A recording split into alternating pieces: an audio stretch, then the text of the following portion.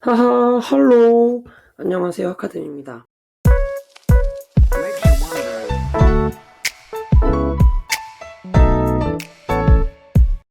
자, 이번에 볼 거는 최소 공배수입니다. 최소 공배수의 이름에서 느낄 수 있겠지만 배수가 있을 거예요. 그리고 공통된 배수인데 가장 작은 공통인 배수인 겁니다. 오늘 수업 여기까지 끝! 안녕히 계세요, 여러분. 하면 분명히 욕을 많이 하겠죠. 또 설명을 한번 더 해볼게요. 일단은 우리가 약수와 배수의 관계를 떠올려 볼 거예요. 6의 약수를 구해봤다? 그러면 1하고 2하고 3하고 6이 나올 거예요. 근데 반대로 봤을 때 우리가 1의 배수는 잘 구하진 않지만 아무튼 1에다가 무언가를 곱해서 나오는 숫자 중에 6이 있죠. 그리고 2의 배수에도 6이 있고요. 3의 배수에도 6이 있어요. 6의 배수에도 6이 있죠. 왜? 6, 1은 6이니까 6도 6의 배수가 됩니다.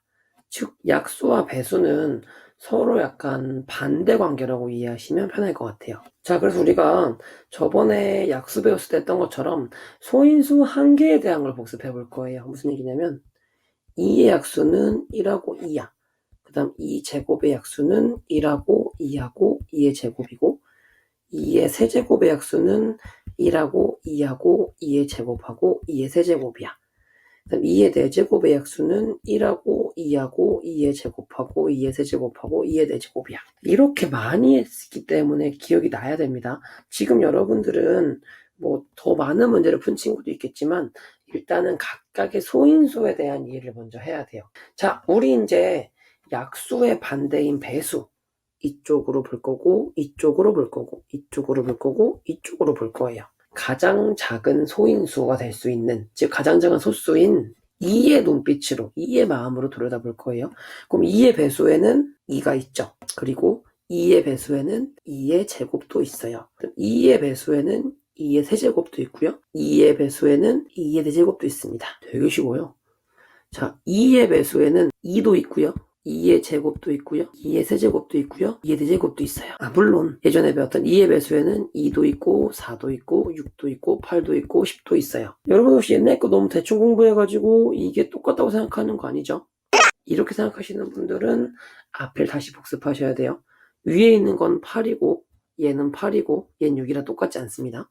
자, 아무튼 간에 이쪽에 있는 건 떠올리지 않을 거예요. 왜?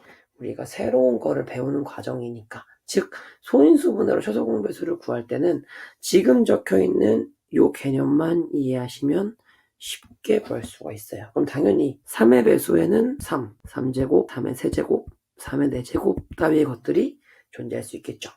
여기까지 됐나요? 오케이. 자, 그러면 다시 곱살이 낀 3을 지우고 다시 2를 볼 거예요. 이번엔 2의 제곱을 바라볼 거예요. 2의 제곱의 배수 또 왼쪽으로 갑니다. 2의 제곱도 2의 제곱의 배수예요. 그다음 2의 제곱의 배수에는 2의 세제곱이 있고요. 2의 제곱의 배수에 2의 4제곱도 있는 거예요. 2의 제곱의 배수에는 2의 제곱도 있고 2의 세제곱도 있고 2의 4제곱도 있는 거예요. 조금 더 볼까? 이번엔 2의 세제곱의 눈으로 바라봅시다. 2의 세제곱의 배수에는 2의 세제곱이 있는 거예요. 2의 세제곱의 배수에는 2의 4제곱도 있습니다.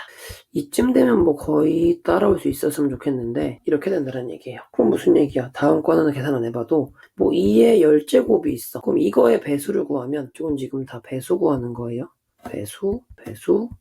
자, 그러면 2의 10제곱도 배수고 2의 11제곱도 배수고 2의 12제곱도 배수가 된다는 얘기. 쉽죠? 자기 자신을 출발을 해가지고 지수를 1씩만 키워나가면, 쉽게 말하면 2를 한 번씩만 더 곱해나가면 다 배수가 되는 거예요. 그럼 요거를 가지고 최소 공배수를 쉽게 구해볼 겁니다. 최소 공배수는 뭐라 그랬어요? 공배수 중에 제일 작은 거였죠? 자, 2의 세제곱 곱하기 3의 제곱 곱하기 5, 그리고 2의 제곱 곱하기 3제곱 곱하기 7의 최소 공배수를 구해볼 거예요. 그럼 우리 첫 번째로 볼 건 여기 있는 2입니다. 우리가 위에 있는 숫자의 배수를 구해봤을 때 2의 세제곱이기 때문에 아까도 얘기했지만 소인수, 즉 소수들은 약간 이기적인 느낌으로 각각 따로따로 구해서 마지막에 합칠 거예요. 자, 얘는 2의 세제곱, 2의 4제곱, 5제곱이 배수가 되는 거고 아래쪽에 있는 친구의 배수는 2의 제곱, 2의 세제곱, 2의 4제곱, 5제곱이에요.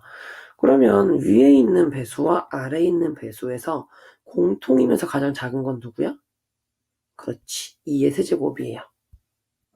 자, 그 다음에 위에 있는 3의 제곱, 다시 여기로 옵시다.